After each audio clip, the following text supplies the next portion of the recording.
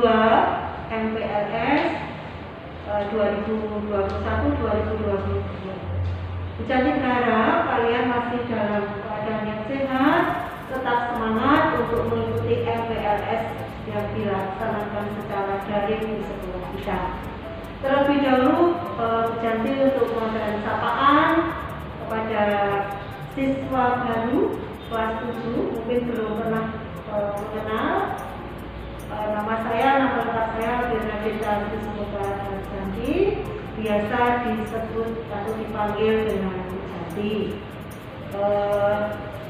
Untuk yang kelas 8 dan yang kelas 9, saya rasa sudah tidak asing ya untuk dengan Bu Janti. Nanti ke depan saya mengajar mata pelajaran bahasa Jawa untuk kelas 7, 8, dan 9, kemudian prakarya untuk kelas 8 dan 9.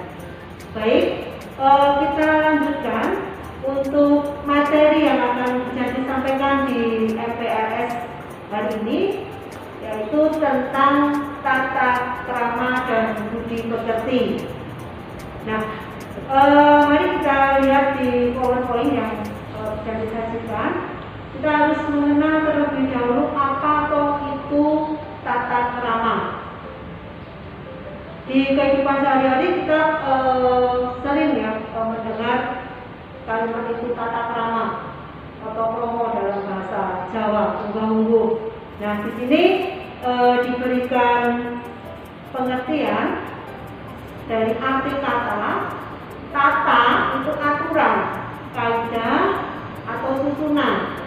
Kemudian krama itu artinya tata hormat. Tata krama diartikan sebagai, jadi digabung katanya, tata krama yaitu aturan atau kaidah atau sopan santun. Nah, dimana kita sebagai orang Jawa, orang Timur, tata krama itu sangat diperhatikan, sangat diperlukan dimanapun kita berada. Oke, ini sangat ditekankan untuk bisa menjadi anak yang santun. Kemudian kita lanjutkan, tata krama pengertiannya norma atau peraturan yang disepakati di dalam pergaulan antar manusia dan dilakukan oleh siapapun dimanapun kita berada, sejak kita masih kecil hingga saat ini sampai saat sekarang. Nah, kenapa kok tata krama itu diperlukan dalam kehidupan kita sehari-hari? Nah, tentunya tata krama mempunyai tujuan. Tujuannya itu apa?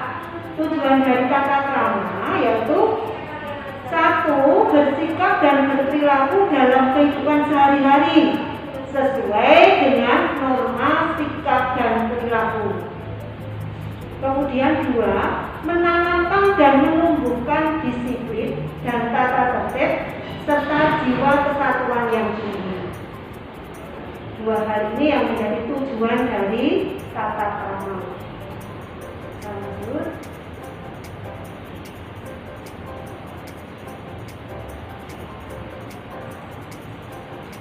Lalu dasar-dasar dari tata krama adalah satu, sopan santun, kemudian memberikan perhatian kepada orang lain, menjaga perasaan orang lain, menepati waktu dan janji, memiliki rasa toleransi, dapat menguasai diri, lalu berusaha untuk memahami orang lain. Kemudian kita lanjutkan ke manfaat tata krama dalam kehidupan manusia. Satu, membuat seseorang itu disegani, dihormati, disenangi. Ini sangat terlihat sekali dalam kehidupan kita sehari-hari. Ya, orang yang mempunyai tata krama yang bagus, orang yang santun, itu saya jamin pasti di tengah-tengah masyarakat akan dihormati, akan disegani, akan disenangi oleh teman-teman ataupun orang-orang yang berada di sekitar kita. Maka saya minta tolong teman-teman, anak-anak itu semua kelas 7, 8, dan kelas 9 harus bisa mempunyai Kemudian kemudahan hubungan baik dengan orang lain. Kalau kita jadi anak yang santun, jadi anak yang punya etika, tata krama yang tinggi, otomatis hubungan kita dengan orang lain akan mudah. Lalu memberi keyakinan pada diri sendiri dalam setiap situasi. Dapat memelihara suasana yang baik di lingkungan keluarga, sekolah, kantor, dan masyarakat, bahkan dimanapun kita berada. Jelas kalau kita punya etika, punya sopan santun yang baik, yang tinggi, otomatis suasananya juga akan baik. Nah, tata krama itu mencakup apa saja atau yang perlu diperhatikan di mana saja.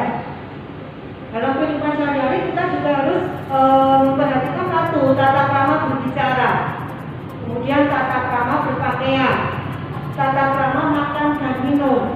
Terkait dengan hal ini, tata krama berbicara, kebetulan kita juga belajar bahasa Jawa. Di sini ada sebuah kalimat yang bagus sekali untuk budi pekerti kehidupan kita. Hanya pernah mendengar ajining diri dumunung ana ing lati. Ya, harga diri seseorang itu berada di lati itu mulut.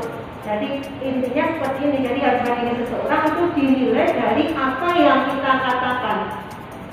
Ya, contohnya kalau orang itu berbicara kasar, otomatis penilaian orang lain kepada kita akan tidak baik. Jadi dimanapun kita berada, tolong tata krama berbicara ini diperhatikan. Okay.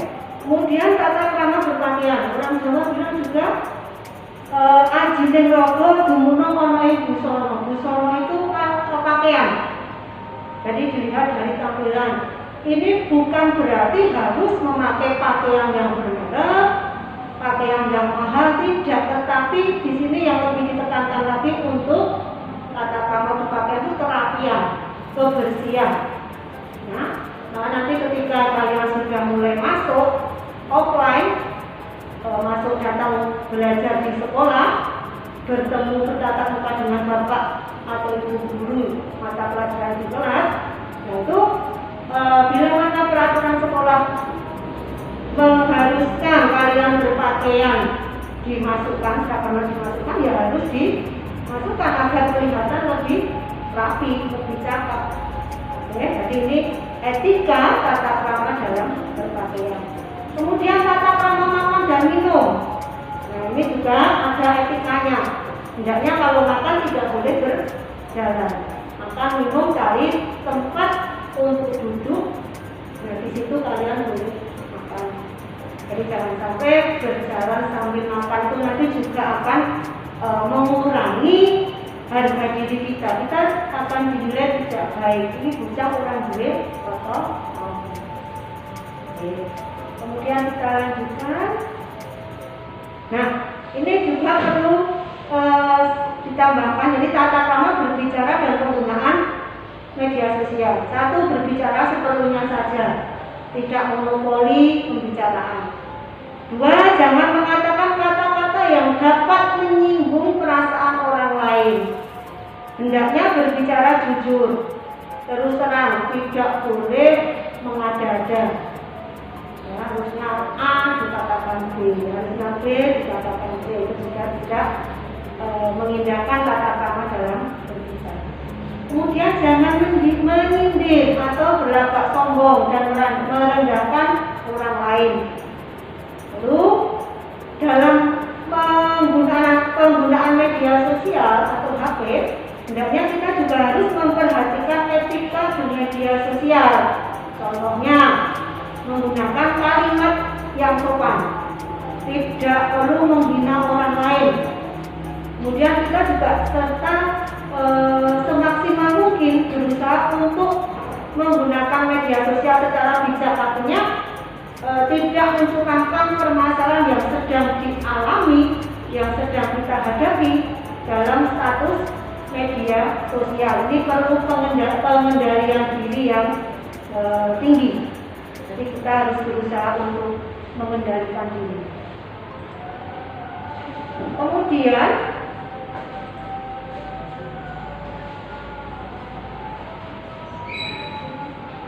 hendaknya berbicara jujur. Sudah maaf. Lalu kita lanjut ke etika berpakaian. Hendaklah kita selalu berpakaian yang pantas dan sopan. Kebersihan pakaian harus diperhatikan. Jangan memakai sandal ketika di acara-acara formal, ya.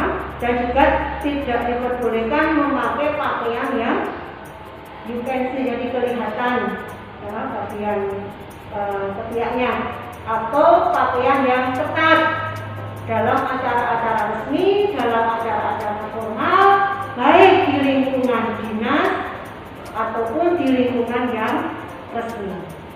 Ya.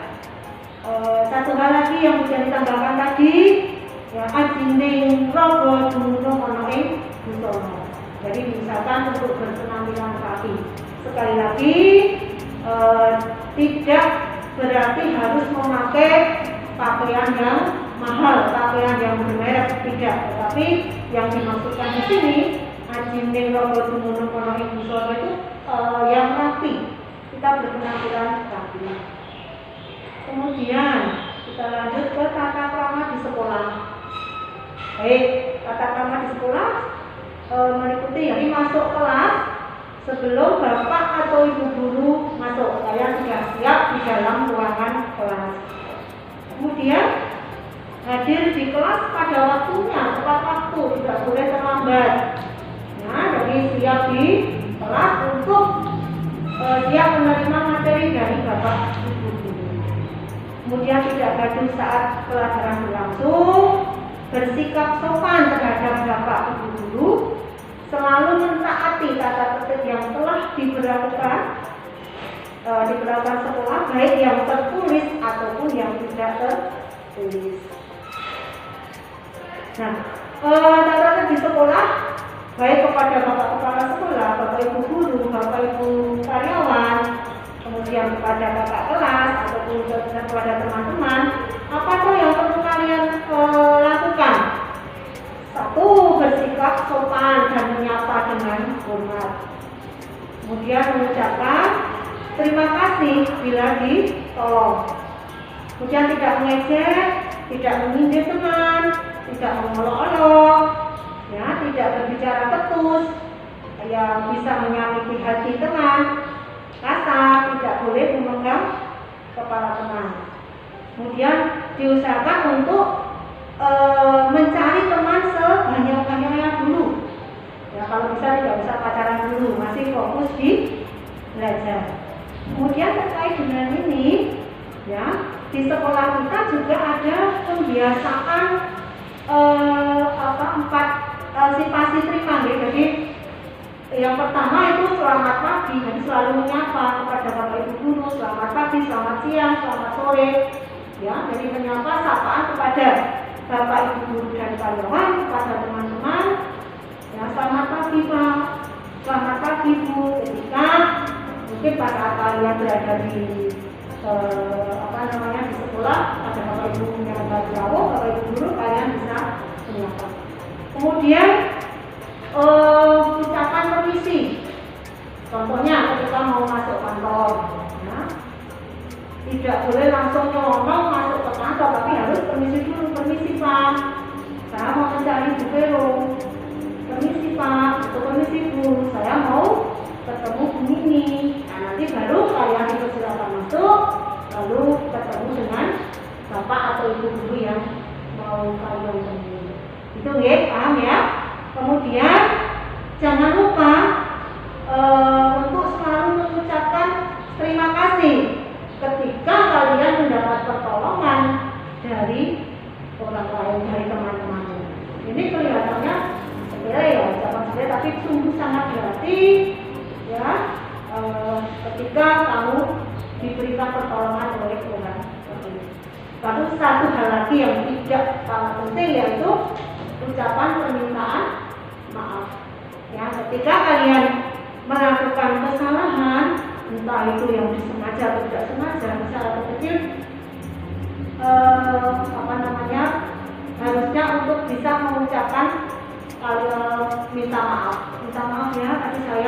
lupa membawa bukumu. Minta maaf ya, tadi tangan saya nyenggol kamu sehingga bekal makanmu jatuh tumpah.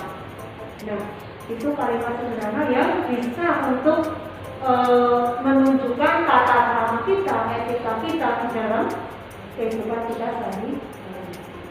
Jadi perlu diulangi, perlu ditegaskan bahwa di sekolah kita pembentukan karakternya, ya, kurang lebihnya seperti itu. Jadi membiasakan diri untuk mengucapkan sifat sebelumnya, selamat pagi, selamat siang, selamat sore ketika bertemu dengan bapak ibu guru, dengan karyawan, dengan teman-teman di sekolah. Kemudian pembiasaan yang kedua, permisi lagi. Lalu yang ketiga, terima kasih. Dan yang keempat, minta maaf. Ya, baik, lalu kita lanjutkan. Nah, kita refleksi tentang sopan santun. Nah, sopan santun yang pertama pada diri sendiri dulu, memahami bahwa diri ini bermanfaat sebagai manusia atau pantas dihormati. Otomatis kalau kita menyadari ini dari dalam diri kita juga akan menghormati orang lain. Saya ini manusia. Bagian dari sopan santun adalah memahami bahwa diri saya ini bermartabat, mulia, luhur.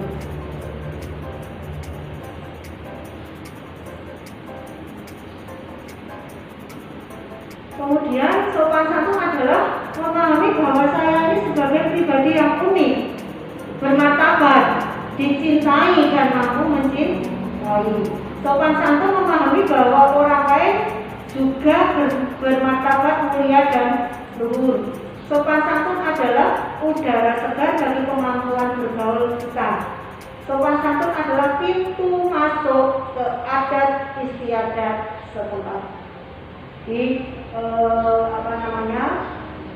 Yang perlu kita tekankan yaitu bahwa mulai sekarang kita meningkatkan tingkah laku yang beretika, bersopan santun dan bertata krama yang baik, ya, agar terbentuk karakter yang juga, ya, kalian menjadi anak-anak yang santun, anak-anak yang beretika, anak-anak yang mempunyai tata krama yang baik.